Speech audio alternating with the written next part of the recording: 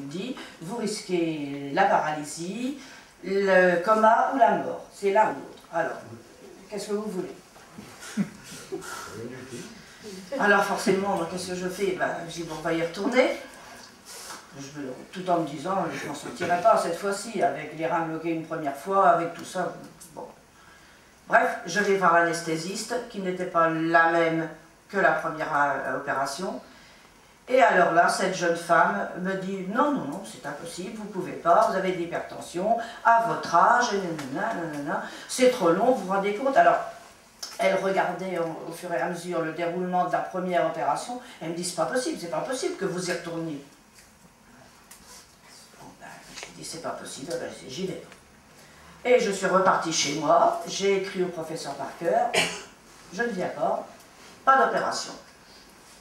Il me réécrit, si, il faut la faire. Pendant ce temps-là, ma fille, sur Internet, avait cherché une rhinome acoustique et tout ce qui s'ensuit, et avait trouvé le témoignage de M. Ottewell. Et elle a lu ça, elle m'a dit, non, il faut que tu t'en ailles à New York, ceci et cela, et ça a été... Bref, c'était tout beau, tout rose et tout ça.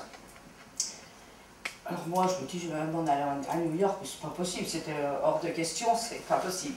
Mais c'est elle, de son côté, a tout fait. Un soir, elle a téléphoné à New York, elle a eu Maria, et alors là, le courant a passé tout de suite. Et Maria lui dit, si, professeur Liederman fait des réussis, et ceci et cela, il faut absolument le faire et tout. Et puis le professeur vous appellera. Oh, moi je dis, des professeurs qui nous appellent, c'est très très rare. Mais le professeur Liederman a appelé ma fille un soir, lui a redit avec l'aide de Maria qu'il avait des réussites et tout, etc. Bon, j'ai envoyé mes clichés à New York, j'ai acheté un passeport, j'ai fait les billets d'avion, le machin, l'hôtel, et on est partis tous les deux, mon mari et moi, l'année dernière. Nous avons fait connaissance de New York sous la neige et dans le froid, mais ça s'est très bien passé, le traitement c'est très supportable.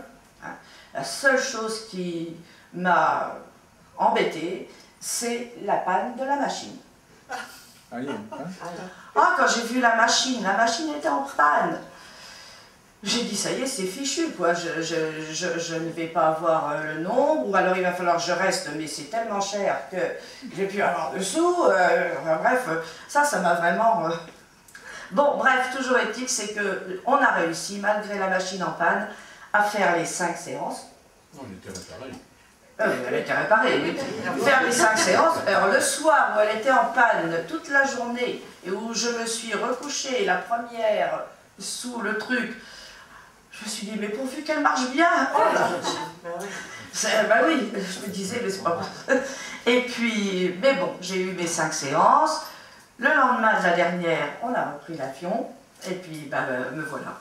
Alors, pour l'instant, je ne sais pas si je fais partie des 3% ou des 97%. Je ne sais pas. Aux dernières nouvelles... C'était quand exactement? Comment? C'était quand le traitement? En mars l'année dernière. Donc ça fait presque un an. Voilà. Oui, ça fait presque un an. Mais bon, si je ne savais pas que j'ai un urinome, je dirais je vais bien. Le premier IRM, ce sera en mars. J'en ai fait un au mois d'août.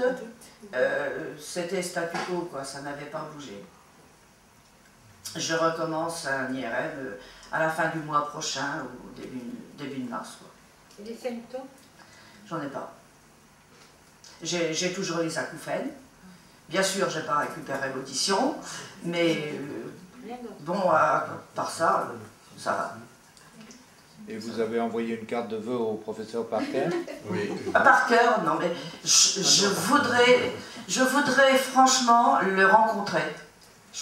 Je voudrais, parce que quand j'ai décidé de partir à New York, je lui ai écrit bien gentiment. Hein, j'ai écrit, voilà, je ne veux pas me faire opérer, vous le savez. L'anesthésiste ne veut pas non plus. Bon, alors, j'ai fait la connaissance du professeur Liederman sur Internet. Je ne sais pas si c'est bien, ça aurait pu être un charlatan. J'en savais rien. Hein, c'était comme ça sur Internet, c'est tellement Internet, il y a tellement de choses dessus. Alors je lui ai écrit, je pars, voilà, je pars, j'essaye. Et normalement, j'avais rendez-vous avec lui, parce que après son autre lettre, il m'avait redonné un rendez-vous. J'avais rendez-vous avec lui au mois d'avril, donc j'étais partie à New York en mars. Quand je suis revenue de New York, il avait reçu ma lettre, et j'ai eu un papier du secrétariat, rendez-vous annulé, sans un mot, sans rien. Pas dire, bah, puisque vous voulez partir, partez gentiment, ou quelque chose. Rien, rendez-vous annulé. Bon, passez-vous-en. Mais j'aimerais le rencontrer. J'aimerais bien. Voilà, j'espérais qu'il allait être là aujourd'hui. Je me disais peut-être que vous avez invité des médecins. Je n'avais pas ce nom-là, mais non. J'en ai invité plein. Et ils ne sont pas là. Je pense qu'aucun n'est venu. Voilà, voilà. Ça ne les intéresse pas. Oh. En plus, alors, avant de partir, juste avant de partir... Les médecins vont beaucoup dans les congrès organisés par d'autres médecins. Ben voilà, pas tellement ceux qui sont organisés par des patients, je pense. Mais juste avant de partir à New York, alors que tout était prêt, les papiers, l'hôtel, l'avion, tout, sur Internet toujours, on a